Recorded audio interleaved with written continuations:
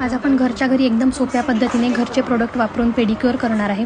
Pedicure केल्यानंतर बघताय तुम्ही माझे पाय किती छान दिसत आहेत। तर आपल्याला एकदम सोप्या त्यासाठी गोष्टी लागणार आहे। एक टब घ्यायचा, त्याच्यामध्ये कोमट पाणी घ्यायचं आहे, त्यात आपल्याला लिंबू, एक चमचाभर सोडा आणि थोडासा कुठलाही माइल्ड शॅम्पू जो आपल्याकडे अवेलेबल असेल तो त्यामध्ये ॲड करायचा आहे।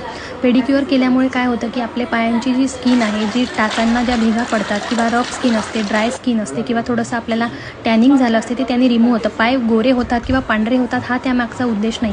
तर पाय क्लीन राहणं महत्त्वाचं आहे आणि आपली जी नखं असते त्याच्यातली घाण काढणं, ते नखं स्वच्छ करणं हे सगळं आपण त्यामध्ये करणार आहे। नखांना जर तुम्ही नेलपेंट लावलं असेल तर ते आधी रिमूव्ह करून घ्या आणि तुम्हाला व्हिडिओमध्ये ज्या पद्धतीनं दिसत आहे त्या पद्धतीनं आपल्याला पाय सगळे घासून घ्यायचे आहे। तुम्ही त्यासाठी ब्रशचा वापर करू शकता। तुम्ही जो लिंबू आपण वापरला आहे तो लिंबू पायांना घासायचा, त्यांनी नखं सगळे स्वच्छ करून घ्यायचे आणि नखामध्ये जर आपण बऱ्याच दिवस घाण साचवून ठेवली तर ती तशीच जमा राहते आणि काही दिवसांनी ते आपल्या स्किनमध्ये डेड स्किन वाढते आणि मग आपले नखं खराब होतात। त्याच्यामुळे ही स्वच्छता करणं खूप गरजेचं आहे।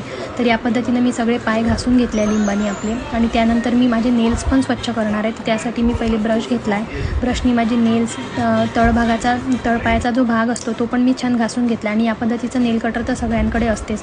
मी एकदम बेसिक गोष्टी वापरून हे केलेलं आहे, तुम्ही सगळेजण करू शकता। या पद्धतीनं मी वापरलेलं आहे, तुम्ही बघू शकता। नखांची डेड स्किन, इथे आजूबाजूला साचलेली घाण, मळ, धूळ जे काही असेल ते सगळं मी काढून घेतलेलं आहे आणि तुम्ही हे बघू शकता इतके माझे नखं त्यांनी स्वच्छ आणि पांढरे दिसत होते। सगळी त्याच्यावरची डेड स्किन निघून गेली होती आणि खूप स्वच्छ वाटत होतं। त्यानंतर मी पाय छान रब करून घेतले आणि त्याच्यानंतर छान स्वच्छ पाय पुसून घेतले। त्यानंतर आपल्याला पाय पुसल्यानंतर जे आहे त्याचं थोडंसं आपल्या पायावर कधी हेअर्स असतात तर ते आपल्याला रिमूव्ह करायचे। त्यासाठी मी थोडंसं ॲलोवेरा जेल घेतलं आणि ते पायांना लावून घेतलं आणि त्यानंतर मी थोडेसे हेअर रिमूव्ह केले।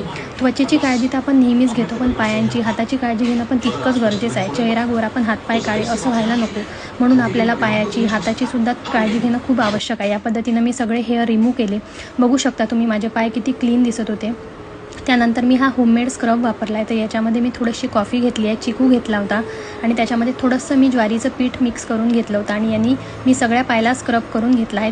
तुमच्याकडे जर विकतचं स्क्रब अवेलेबल असेल तर तुम्ही ते सुद्धा वापरू शकता। त्यांनी पायाला छान स्क्रब करून घ्यायचं, त्यानंतर पाय स्वच्छ धुवून घ्यायचे आणि मग पाय पुसल्यानंतर आपल्याला एक पॅक लावायचा आहे। तर या पॅकमध्ये मी बऱ्याच गोष्टी ॲड केल्या होत्या, तुमच्याकडे ज्या असेल त्या तुम्ही वापरू शकता। त्याच्यामध्ये मी मुलतानी मिठी टाकली होती, त्यानंतर थोडंसं हनी टाकलं होतं आणि चिंचेचा कोळ स्पेशली मी त्याच्यात ॲड केला होता। चिंच भिजवून त्याचं पाणी, त्यांनी आपली स्किन जी असते ती थोडीशी आपली टॅनिंग निघून स्किन उजळायला मदत होते, म्हणून मी त्याच्यामध्ये चिंच ॲड केली होती।